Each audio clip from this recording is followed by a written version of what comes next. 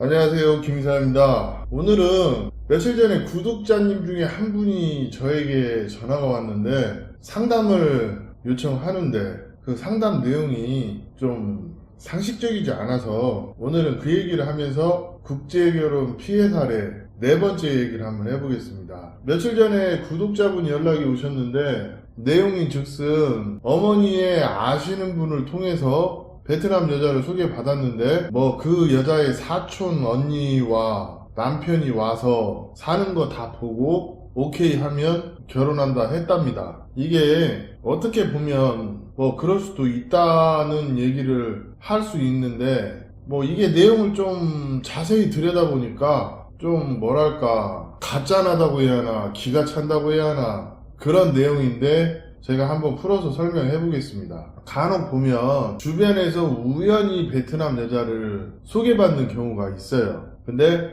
이분 같은 경우는 나이가 40대 후반인데 서울 살아요. 그리고 어머니랑 같이 사는데 그러면 대충 한 아파트 시세가 한 10억 이상은 가겠죠. 그래도 괜찮은 데니까. 그런데 어머니가 아시는 분을 통해서 소개를 받았다고 하는데 예를 들어서 아시는 분이 소개하는 건데 그분이 자제분 만날 겸 한번 집에 와보는 거 그거는 베트남에서 매파를 띄우는 거니까 당연히 그럴 수 있는 거예요. 근데 소개하는 사람이 오는 것도 아닌 그 소개받을 여자의 그 사촌 언니와 사촌 언니의 남편이 와가지고 그 집을 둘러보고 결혼하면 이 정도 비용이 들어갈 거다 얘기를 하고 또 결혼하면 아파트 새로 해줘야 된다 이런 식의 여러 얘기를 좀 하고 갔나 봐요. 그러면 상식적으로 저희가 봐도 좀 불쾌한 상황이거든요.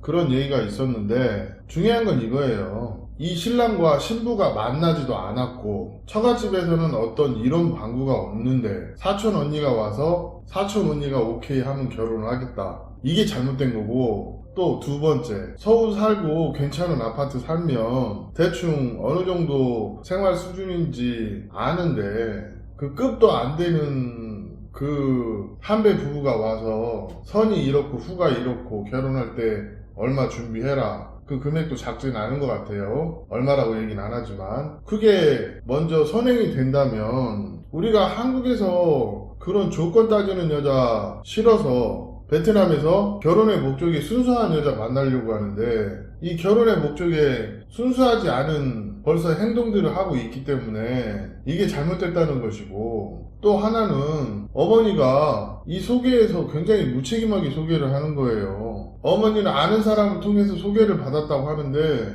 결론은 모르는 사람의 모르는 사람인 거예요. 베트남 사람끼리도요 아는 사람이 소개하면 이런 식의 행동은 하지는 않아요. 그리고 보통 베트남에서 좀 한국에 대해서 아는 그런 부모나 형제들, 가족들은 그 남자가 사는 주소를 달라고 그래요. 그래서 등기부등본을 떼봅니다. 이런 분들도 많이 있어요. 이런 거는 현명한 거죠. 그렇지만 그것도 제 생각에는 그렇게 좋아 보이진 않아요.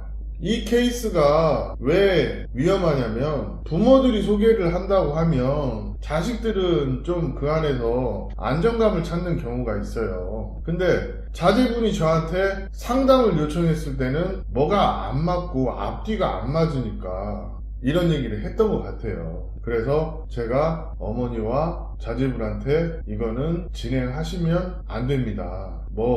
전화 끊고 하시고 싶으면 하는 거지만 이게 순서가 잘못됐고 그 사촌 언니나 그 한배 부부가 좀 하는 행동이 가히 좋아 보이지 않는다 이런 얘기를 하면서 1시간 40분 정도 통화를 했거든요. 그러면서 제가 이 얘기를 했어요. 처갓집 가서 부모님을 만나고 그 다음에 그런 얘기가 나오는 거는 어느 정도 괜찮다. 그리고 소개시키는 사람이 책임감 때문에 자제분을 만나기 위해서 집에 오는 것은 그것도 괜찮다. 근데 사촌 언니가 집에 와서 사는 형편 보고 오케이 하면 둘이 교제하는 거를 승낙을 하겠다는 그런 그 여자의 말이나 또 그 상황에 남편이란 분이 따라와서 결혼하려면 이 정도 준비하고 집도 별도로 준비해야 된다. 이런 얘기를 했다는 게 사실은 평범하지는 않아요. 그리고 그 자리에서 분명 금전적인 얘기가 오갔는데 이 부분이 당사자도 그렇고 어머님도 그렇고 좀 불쾌했다고 합니다. 그럼 안 해야죠.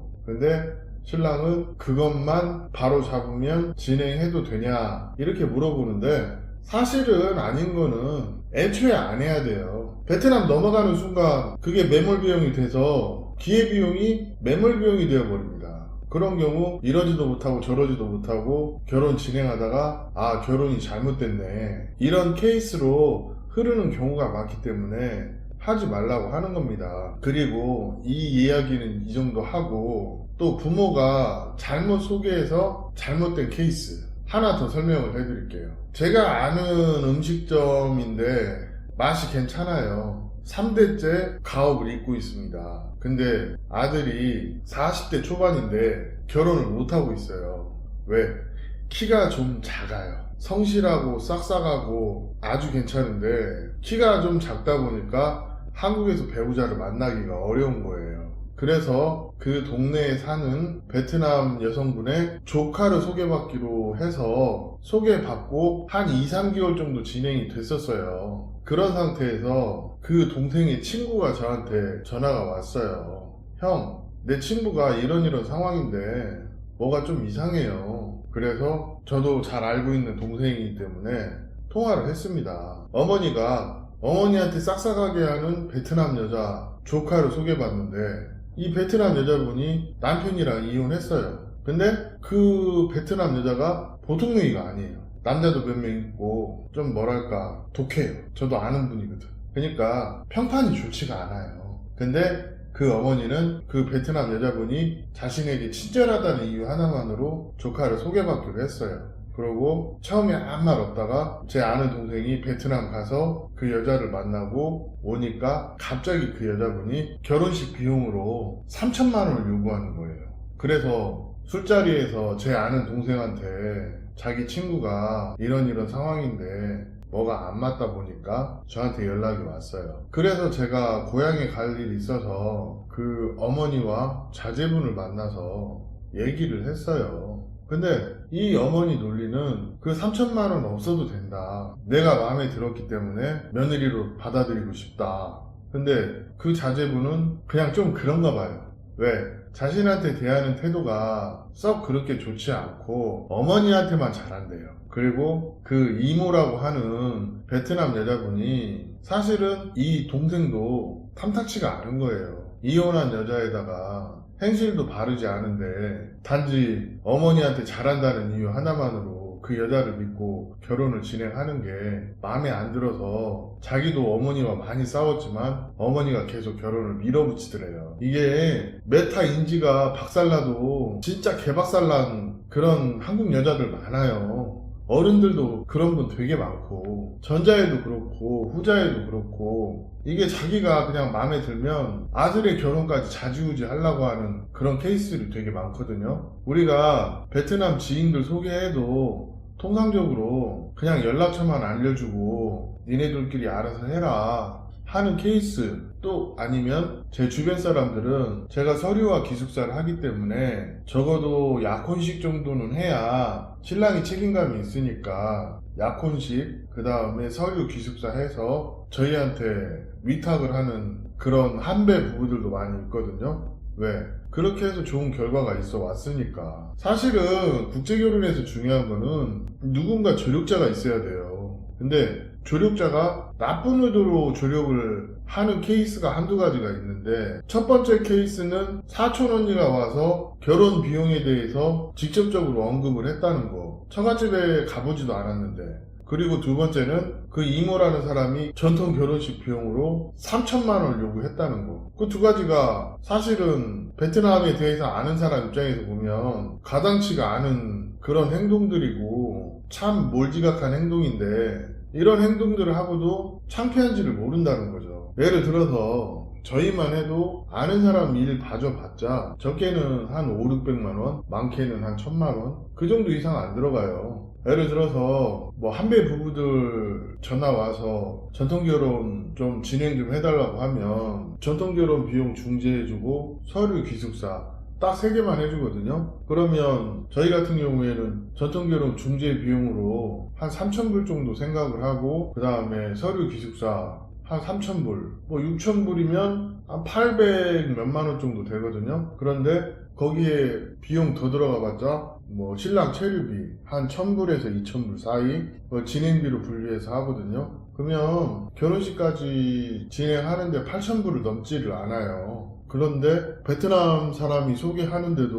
뭐 결혼 비용이 2천만원, 3천만원 이런다? 그러면 사실 업체 진행보다도 못할 수도 있어요. 왜? 중요한 거는 이 소개하는 사람들이 좋은 의도로 소개하지 않아서 금전적인 피해가 크고 또 이런 케이스는 그 여자가 한국에 들어온다 하더라도 그 주변 사람들의 영향을 받게 되는데 그 사람들의 행동이 좋은 의도가 아니고 좋은 행동이 아닌데 그거를 한국에 들어오면 그쪽하고 연락을 끊어버리고 나는 아내랑만 이렇게 소통하겠다? 그건 천만의 말씀입니다. 그게 끊어낸다고 그렇게 끊어지는 게 아니에요. 오히려 그런 케이스는 남편이나 시어머니보다 그 베트남 가족들을 더 믿는 케이스가 많아서 예를 들어서 서로 사이가 안 좋아지면 짐 싸서 그 사촌 언니네 집으로 가버릴 수도 있어요. 그리고 부부가 결혼 생활하는데 감나라 배나라 해버리면 그거 답 없습니다. 그렇기 때문에 이렇게 지인 소개라고 할지라도 거의 모르는 사람에게 소개받는 거나 마찬가지인 경우나 소개 의도가 명확하지 않은